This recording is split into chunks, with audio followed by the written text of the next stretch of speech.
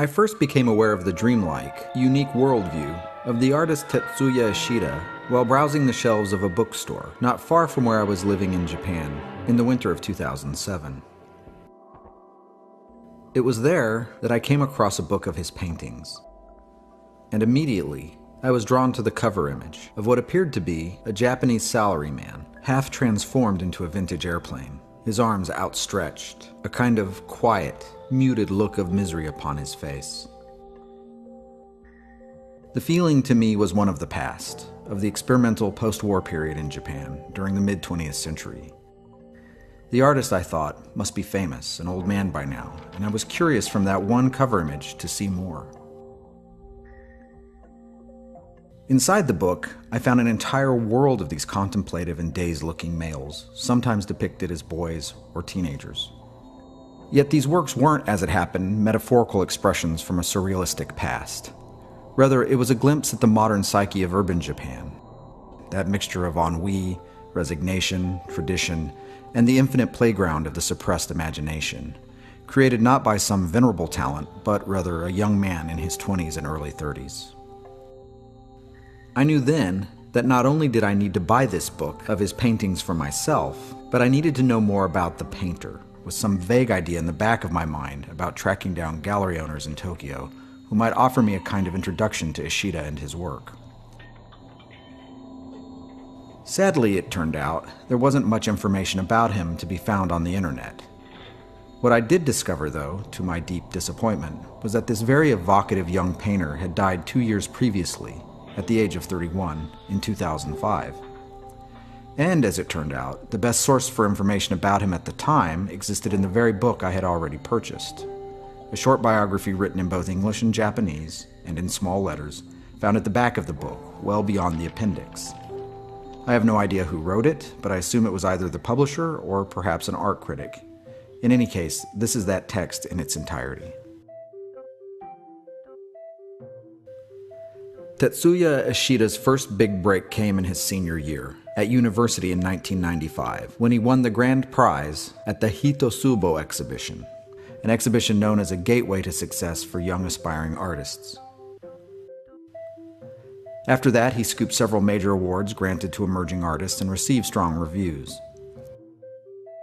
After graduating university, he chose the path of becoming an artist without hesitation, whilst taking part-time jobs to make a living.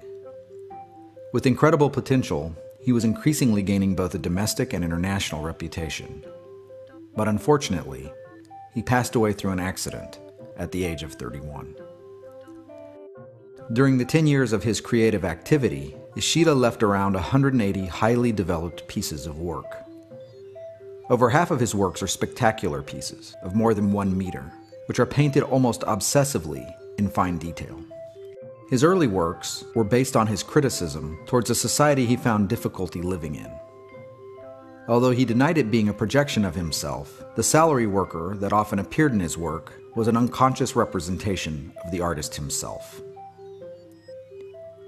He found the gap between himself and society gradually widening, and a man, himself, looking utterly desperate yet somehow subdued, began to appear frequently in his work. This feeling of fear and desperation is perhaps not unique to Ishida. We could all have it masked somewhere deep inside us. This could be the reason why we feel uneasy or uncomfortable when we look at his work. Those who know him say that Ishida was always painting hastily, as if he was forced to deliver his work too quickly. He was never a chatty man and was frugal with words. Instead of words, he used his paintbrush and stroked it with dramatic force. It was as if he was destined to produce a lifetime of work in the 180 pieces he has left us.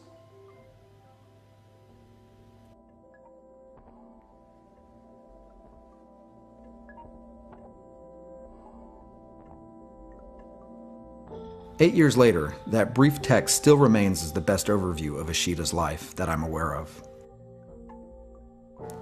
He didn't live an extravagant or outrageous life, nor did he live long enough to reach a level of success in which he would be asked to speak in depth about his work. So we have the mystery, and the puzzle, and the images he left behind for us to wonder about.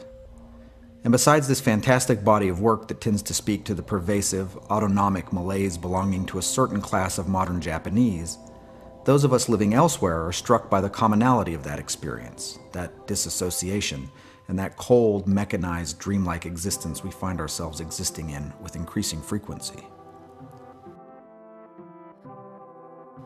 What else do we need to know? Perhaps only this. Tetsuya Ishida was born on June 16, 1973, in Yaizu City, Shizuoka Prefecture. He died instantly on May 23, 2005, at the age of 31, after having been struck by a train. While not conclusive, his death was likely not an accident, but a suicide. I suppose if one chooses to do so, his death can be interpreted as one foretold by the artist himself. Shown here and there in several of his paintings, as though to provide the last chapter, the epilogue, of an entire young life portrayed metaphorically through art.